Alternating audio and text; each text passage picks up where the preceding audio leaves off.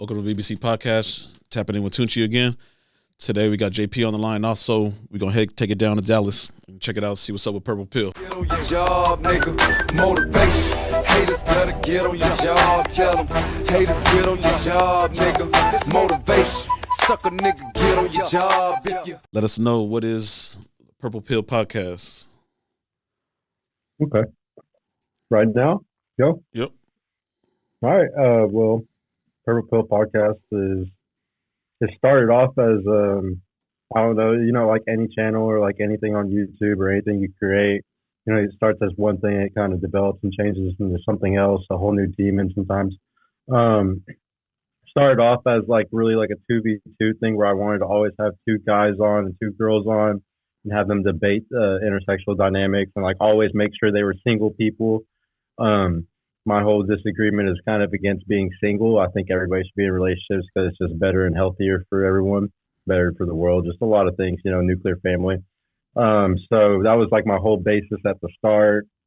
And then that kind of evolved, I guess you could say, to the point now where I realized, it's better for the algorithm to have mostly women on. It was hard for me to find guys that were even good on mic. It's hard to find people that are good at just have media skills, I guess you could say. Yeah, I think most dudes usually get frozen up. They get on camera. We tried it also.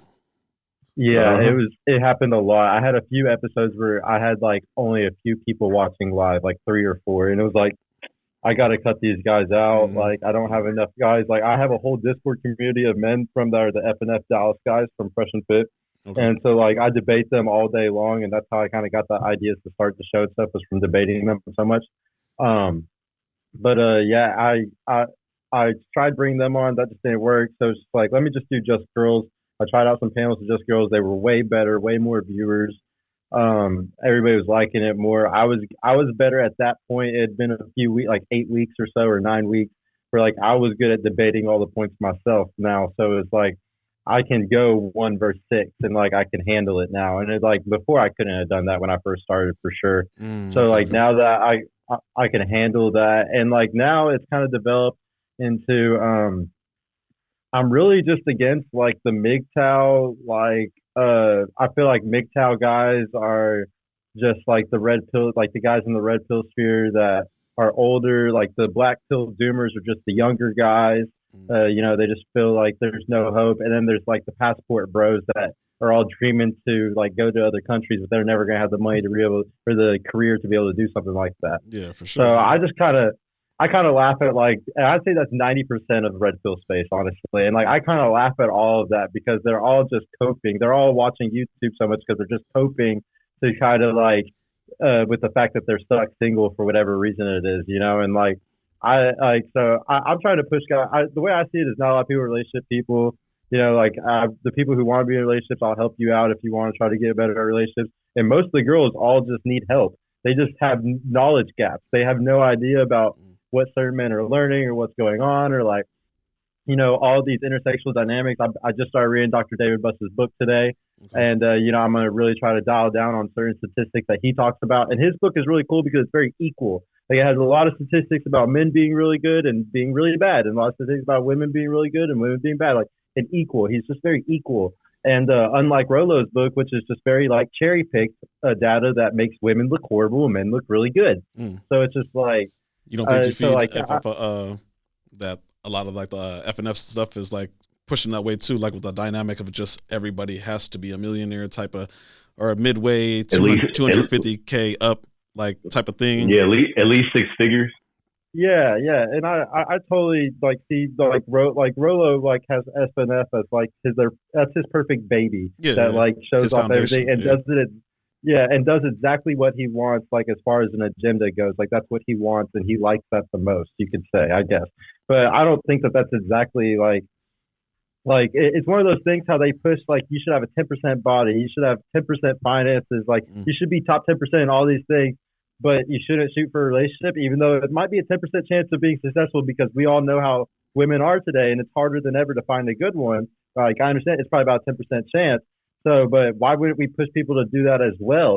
Because you're going to be just like, I'm truly believe I'm very successful for my age, and I know it's because of my skills with women, and I know it's because of the relationships I've been in and stuff. Like, you don't get anywhere by yourself. Like you stand on the shoulders of giants, and it's not even the big giants of the people that you read about, but also help people, the small people around you that push you to that. Okay, so like I said, like that's good to know that you said that you're in with the whole relationship interdynamic thing, because like honestly, like watching the show, I was thinking like, man, like is he on the same F&F train? Like is he just trying to pump the same knowledge that like women need to just submit to the guys, and just girls need to be able to be okay with the whole cheating thing and blah blah blah. And then I heard you a couple times said that you actually in a relationship, so I was like, which way is he going with this whole thing? But yeah, you just broke it down to me, so I get it now. I understand it now.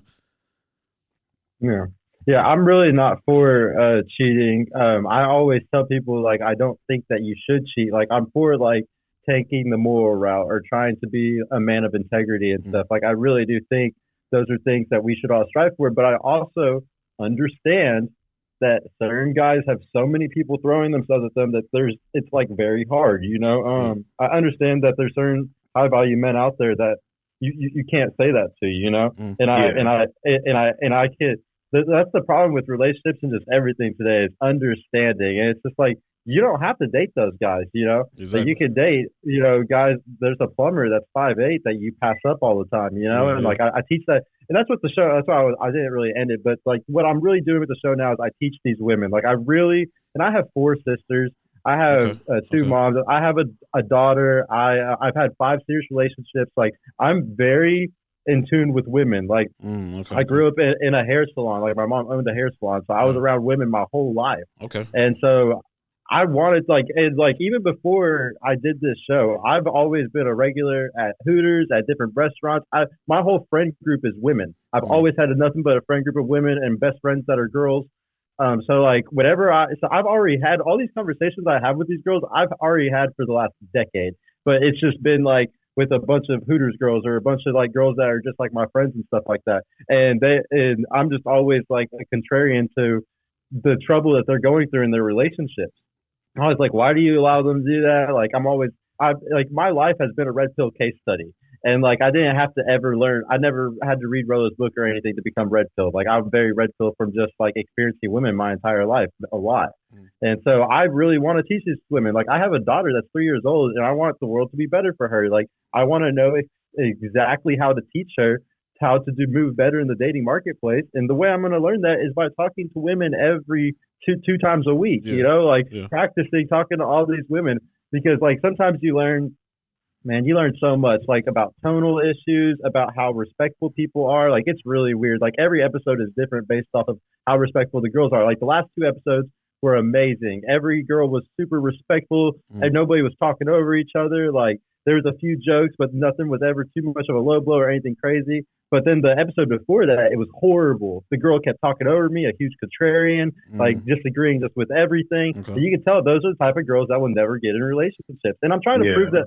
I'm trying to prove that F&F like is always like, oh, there's so many girls in Miami that aren't like everywhere else. And they're always like, no, everywhere is like this. There's no way, man. Like I said, you're in a major city. You know what I'm saying? Like Dallas is like one of the biggest. Like we're like 20, 30 minutes from like LA. Like this is like the dynamic I see. Like the girls that we have on our show that we look at, and that anything that's on F&F, I'd be like, it's like no way we can't even have the same conversations because they live differently. The geographic, way different. Geographic parts on where everybody is at, the money, the trend, the lifestyles is all different. So I understand everybody wants the red pill point when they're listening to F&F, but like they have to understand that geographic has a lot to play with when the women say not everyone is like that. Yeah, not everybody's going to be that 6-figure guy, 6 foot. So. The plumber that makes $50K right now. What I'm trying to teach these girls is that plumber that makes $50K right now, he's gonna make $100K in 5 to 10 years. Like that's a great career. That once they get to journeyman, they're gonna be doing great. So like what they don't understand is like they don't know how to invest in the right type of men. Like they don't understand. So like I'm teaching them all types of stuff like that. Like that's the main basis of my show now. Is I tell them to go to networking events and charity events, especially the girls that are a little bit older. I'm teaching them, like if you have too many bodies, it's not always good to date down to these guys because you can be alpha widowed by certain experiences you've had from too many men. So like sometimes. Sometimes I tell them don't even fuck because you'll ruin that guy that only has 2 or 3 bodies that's like super low experience compared to you, and you're just gonna fuck yourself up either more for 2 or 3 years, you know. Yeah. So like sometimes those women are fucked and they have to go for an alpha and they got to learn how to lock down the alpha. So I have a whole different strategy of how they lock down an alpha guy, you know, if they been. And so like it just depends who you're talking to. Like every one of these girls is in a different situation. So I try to give really good advice for all of them to get into relationships. Like I think healing the world starts with relationships. Yeah, that's so good. I like your message. Okay. Real quick, briefly, give me what's your version. I've seen it on a couple episodes. What is an example and a version of how do you see it? What is a simp man? Oh, okay. Yeah, I get asked this a lot. So a lot of people disagree with me on this, but I think a simp is just somebody that's giving too much compared to what they're giving you. So like don't get me. There are a lot of girls get mad when I say this stuff because they think that means on a first date I'm not doing anything. It's like no, I put my best foot forward on a first date. Like that's not simping. Putting your best foot forward, taking them to a decent place, you know, looking nice. You know, going to a place afterwards, you know, just doing like the good things to like put your best foot forward to show a good day, a good time, I guess you could say, a good experience. Okay. That's not simping. What's simping to me is doing that multiple times. Like I'll take a girl on a few dates, but honestly, I know she doesn't have burning genuine desire for me if she didn't sleep with me on the first date. I've had serious relationships multiple times, and the best ones were always the ones where that happened. So I really try to teach men not to take those girls that make them wait 3 or 4 times. And like, you're just, I don't know, like it just, I don't think that she's gonna care about you like she did like that guy that she fucked like a couple of years like before, you know. So what would you see? So a guy that goes on a date maybe 5 times, you think that's too many? Yeah, like I would not even get close to wasting every guy is different because it just depends on their abundance mindset. Like I've always had a really strong abundance mindset, so I'm not gonna sit there and waste time on certain type of women. You know, it just depends how really. I mean, if the girl's super beautiful, I feel like I might have done more than 3 or 4, but I can't really remember in my past if I did. I really tried to not waste my time after 2 dates. To me, it was a waste of money. So I knew that the girl would. To me, it was just like because I try to put my best foot forward every time. So I'm not going to sit there and do it multiple times, like 3-4 weeks. Like if you don't like me, you don't like me, and that's cool. Like I'm not going to just end up as a free dinner. Yeah, I'm not going to become a simp at that point, you know. And then it's the same in a relationship too, or it's the same in anything. Like I think a guy liking pictures is simping on Instagram. I think DMing a girl too much or messaging girls too much, you know, and them barely giving you any attention back. And basically, like what Coach is it CGA who talks about this? Yeah. I think your meat. You got to protect your meat, your money, energy, attention, and your time. Yeah. And like. So I really truly believe that if a guy is giving out any of that shit too much, he's fucking up. And like the thing is, you want the girl kind of chasing you. Like every good relationship is the girl kind of chasing you. So you always got to hold on to your meat. And like as much as she asks for it, you know, you got to give little bits and pieces sometimes because you give too much. They're just going to take advantage of it, and then you're going to become a simp. Like you're giving too much at that point. And there's a lot of guys who are simps financially.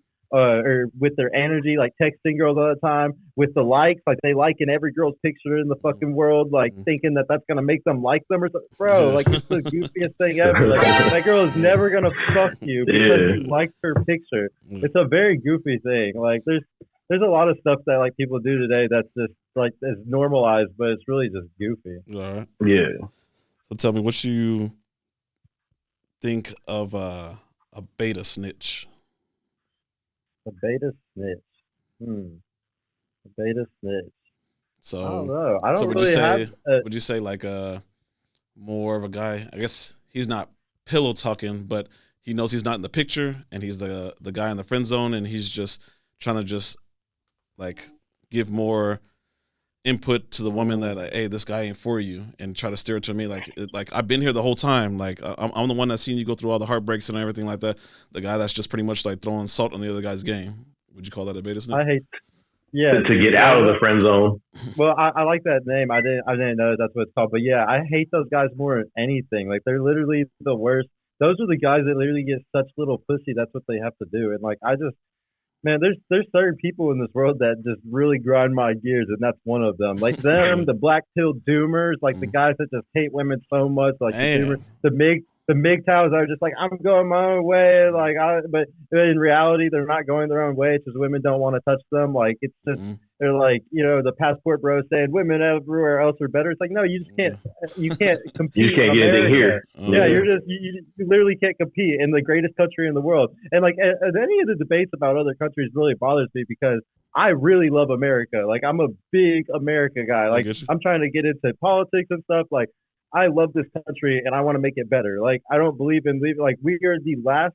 People don't understand that us having guns here, like, we're the last free civilization. We're the last free civilization. If we fall, it's all done for. Like, we are the police people of the world. So, like, it's up to us. Like, freedom. Like, communism is so close at every point. Like, China and Russia and how the governments in Iran, that shit could be here so quick if something bad happens. So it's like people really take for granted how lucky it is to be in America. That's why I hate passport. Yeah. Real quick, I know. Yeah, I get a lot of flack for all my shit. Hey, that knows you're doing your job. Yeah, for real. Real quick version. I guess, man, pretty much just speak on where you're at. Pretty much just being in Dallas that you're seeing. Are you from Dallas? Have you always been there? Or? Yeah, I'm from here. I've always been here. I'll never leave here either. Okay. That's how we feel about California. Yeah, that's how I feel about California. Man. Like a lot of stuff that I see on all these podcasts, man, and they're speaking on these women, I'm like, man, those chicks ain't like, man, I can deal with that shit. Yeah. No, but seeing just being out there like in the Dallas area, women between 18 to I'm gonna say 27. Women between 18 and 27, and then you see 28 to 35. Are their mindsets somewhat similar? Because even though they're in Dallas, they all have a cell phone, and it goes all over the world, and it connects to everybody on the same thing. You probably got 100 women out of them, 75 fall on the same man online. That this whole trend on that whole blue check thing, and then the blue check guy can get any type of girl he wants, fly her in, blah, blah, blah. It's like, I don't see it here, man. I'm in California. Like I said, Hollywood's around the corner. Like this. Yeah, I don't see none of that shit. I don't see none of that too much. I see a lot of the dudes leading with their pockets out here, flaunting, and thinking stuff like that. But out there, like in Dallas, like, are the women on the same type of like mindset that's like they say like on the internet that this guy is gonna fly me to LA, he's gonna fly me to Miami, and I'm gonna be partying on Pacific Ocean somewhere. Like do they have that same type of mindset, or is it completely different? Sadly, what I've discovered is Fresh and Fit is right about it. Like, they are getting flown out a lot, and I already knew that from the girls that have been my friends for years and stuff like that. Like, I already knew that this was happening, kind of, but at the rate that it's going, it is a lot more than I thought. The big thing is, like, women really value opportunity. So sometimes they're going to take certain opportunities. Like, I mean, like, we can't even, as guys, we can't even fathom the experience of getting to go on some type of trip that they get to go on, Like, we can't even imagine it, bro. Like, it's really cool. And, like, we still got to stand in line. Yeah, and so I wouldn't say it's all of them, but those age brackets that you said, the younger ones, yes, like, they're still delusional. There's, like, I would say on the show, there's, like, 10% of girls that are already really, like, I'd say 10 to 20% of the girls are already what I would say are based. Like, they're pretty based in reality. They got a good idea of, like what the truth is, I guess you could say. Like, they're a soft red pill or something. And, like, everything I say, they kind of shake their head like, yeah, I kind of understood that. Like, I agree. Yeah. And then, like, of those girls, like, and then of the girls that change and they learn something, like, I would say very few girls changed their life from the show. But, like, I just want to be honest and say that. Okay. Like, a lot of the girls might agree with me and be like, oh, yeah, like, this is really good. I want to come back and all this stuff. How many of them actually go and change their life? That's right. Right when they leave, they go back to the same way they were. Yeah. Nine times out of 10, I would say 10% of the girls are gonna, like, come to this show and it's gonna affect them a little bit. And I'd say 1%. 1 to 5% are going to get a good ass relationship because of what they learned, and I'm happy with those numbers. Yeah. Oh, for sure. I'm very happy. Yeah, it's very hard to change anybody. You change one person, that's good. I treat it like a church. Like, and I'm very, like, I used to be a super strong Christian back in the day, so, like, I kind of see this as, like, my secular way of trying to bridge the gap between, like, the red pill community and, like, the faith community. And, like, if I could teach these women to, these things, and I could change their life, they'll go to it's like the pay it forward thing. Like, they're going to go to their friends that are single and be like, hey, come on this show. Like, you might learn something, you know, and like slowly this is something that could grow and like change people, you know, in my eyes. That's the way I see it. Yeah, for sure. Your message, I see like you're really into, like you said, like you want the women to kind of like wake up and actually utilize their time better, like pick the better guys, stop wasting body counts and stuff like that. What type of message are you sending to men on your podcast? Like you see these women on my show, you see I'm giving them pointers, I'm trying to wake them up. Like what are you doing for like the men wise? I want them to also be like, I don't want them to be spinning plates. So not celibate. Like, I don't want like the guys that are incels and stuff to sit there and saying that. I want them to get out of the house. Like, I'm about to start a program soon, and it's all going to be about like my game and stuff and what I've done to be able to be more social and meet people and stuff. But like, other than like doing something like that, like if you're one of those guys, I don't like the guys that are alphas and they're spinning plates hard. Like I said, I understand it, and I can't force nobody to do anything or anything like that. But I'm always going to try to encourage people to do what I think is the right thing and what I consider stopping the hedonistic cycle is what I like to call it. And so like I'm always gonna like do that. Like I'm always gonna preach for people to.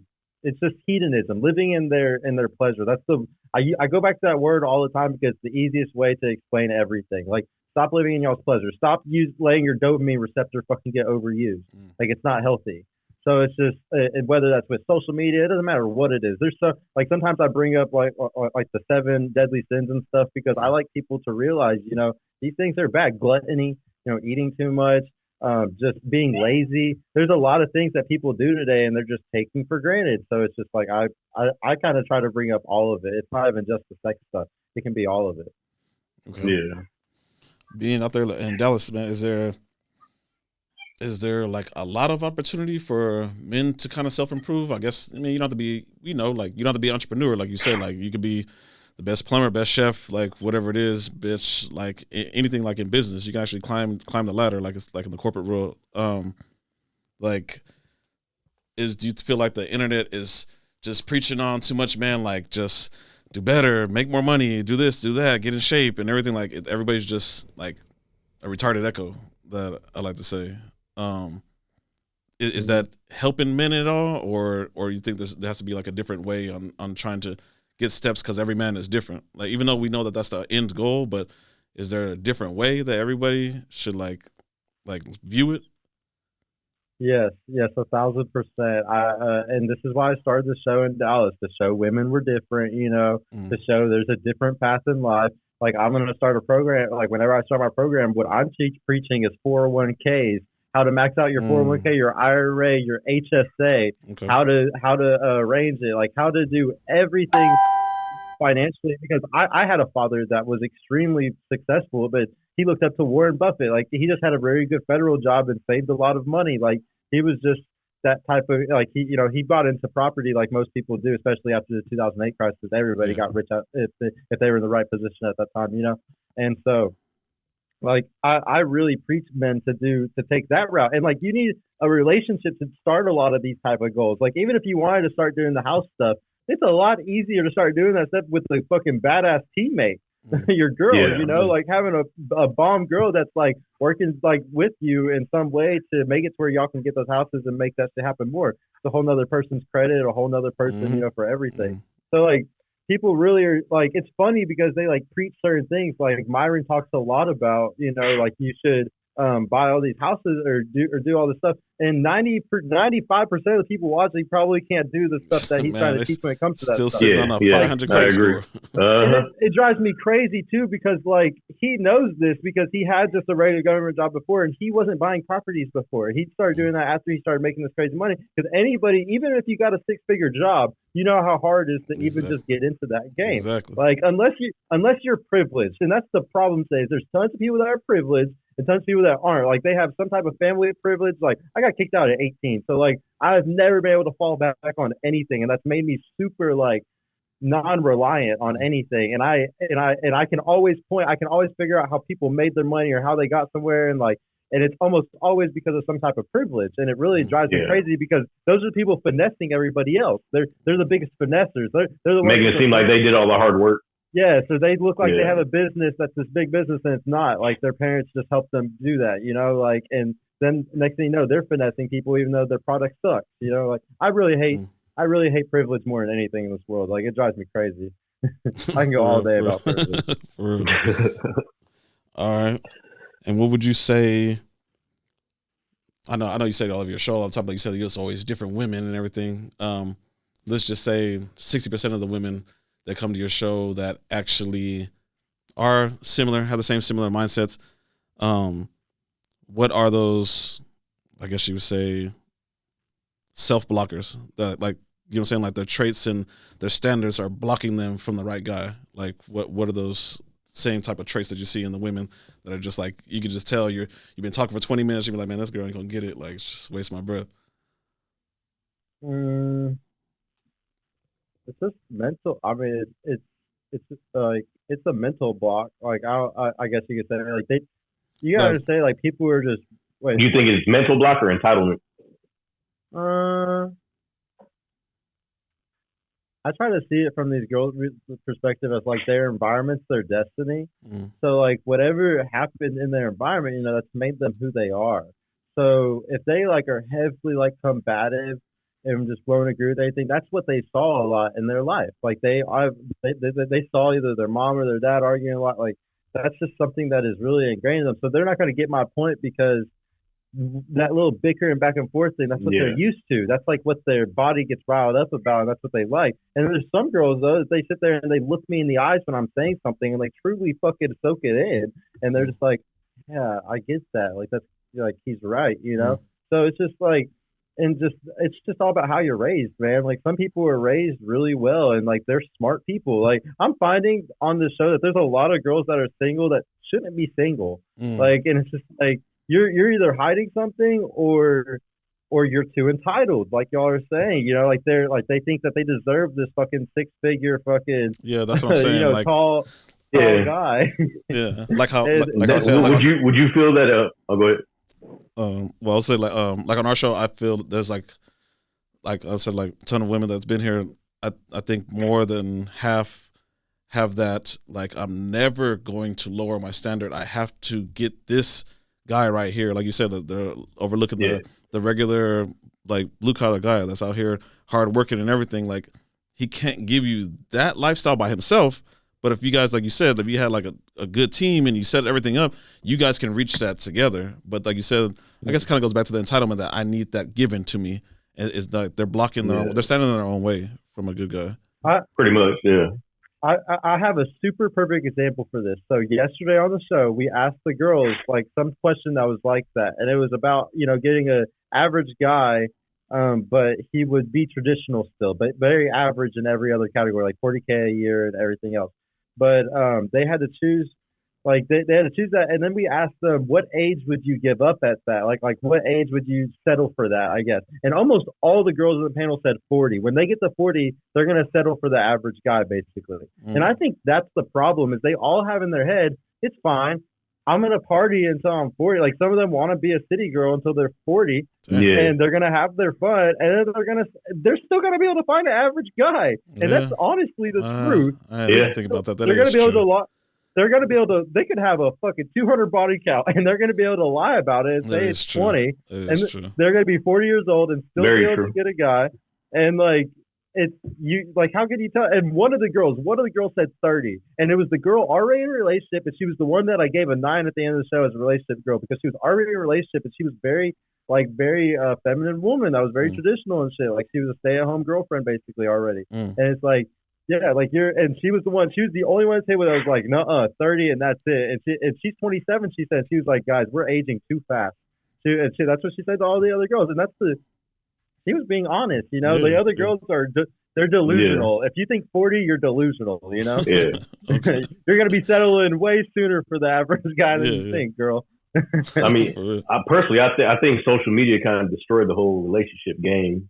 It really did, bro. Like that's something we talk about all the time. That's whenever it's statistics. Because there's too much access to everything else, and they can see the dream, and now they feel entitled to the dream. Yep. If you just sit there and if you lived as a girl and you had all the opportunity plus seeing the dream, seeing all the Kim Kardashian, seeing all the posts that they have and stuff, man, it's also jealousy within their own friend group. All it takes is one of their friend group going and doing something for them to want to go do the same thing. You know, Yeah, there's so much FOMO, as they call it now, and that's like FOMO is the big thing that's fucking everything up too. Like these girls think that they're missing out on something, and they're missing out on hedonism. You know, living in their pleasure. Like it's not a good thing. It's gonna fuck them up even more. And it's really alpha widow. Like you become alpha widow when you go and experience certain kind of things. And like you're never gonna find a guy that will give you that kind of lifestyle or something. It's sad. For real. Like, I feel bad for those girls. No, I get you. Like a couple of weeks ago, we had it was actually shocking to see it right in our face. We don't know if we've seen it on the internet, but we actually asked the girls. Like one girl was like kind of troubled, like been through a lot of like hardship and stuff like that, long term like divorce. She actually admitted that the dude like left her for another woman. Her friend, a cousin, whoever she brought with her was in here like, nah, I'm gonna ride it out. I don't care. All guys are dogs. I'm gonna treat them how they treat me. Blah blah blah. And I was like, hey, look, what if you can find the right dude right now, but he doesn't want anybody to have access to you? So pretty much like just kill the social media, and you're gonna have your dream guy, lifestyle, money, loyalty, everything all the way down the drain. And like one of them like jumped on it right away and was like, man, keeping my social media. I ain't deleting shit. She was like, fuck him. She was like, I'll ride out with a dog the rest of my life. I was like, God damn.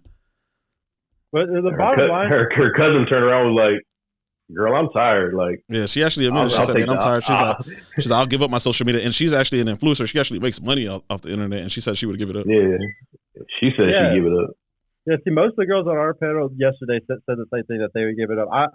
What it all comes down to today is we realize that women will choose social media, their friend group, girls trips. Like they will choose these things over a family and kids and happiness for the long run. Like they will choose that instant gratification. Yeah. Do that's because that they feel that the social media, the friends, the networking that they have gives them opportunity that they might be able to find better. Like that's their last chance. Like I don't want to give it up because this is my gateway. I might be able to find better. I might be able to find that guy that they're talking about.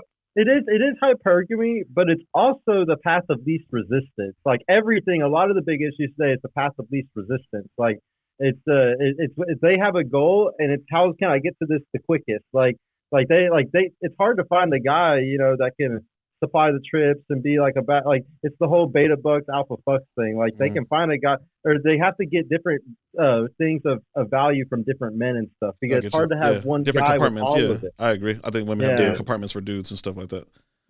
Yeah, and that's what happens a lot today, and I think that that messes up everything. It's too easy to have access. It's that path least resistance. It's the same with guys in pornography. Like you don't want dopamine so easily accessible, and it's the same through your phone, whether it's that or guys giving you experiences and having like one guy that can, you know, be there all the time to text you, one guy that can be there all the time to take you on vacations, and another guy that fucks you like the fucking dog you want to be fucked. You know, like it's super bad having all those options right there for you. It's so bad.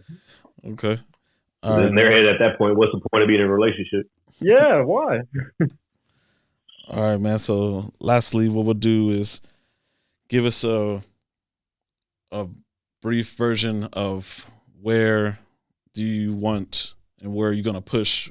Where's Purple Pod going to be December this year, 2023?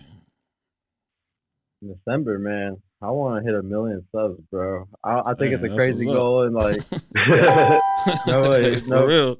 It sounds crazy, but I want 1 million subs. For real, straight goal. I really do think I could do it. Like I have a mentality that not a lot of people have when it like I have multiple businesses. Like this isn't like my first thing. And I failed at a lot too. I failed at like 9 businesses before I was ever successful as one. So you don't become successful unless you fail.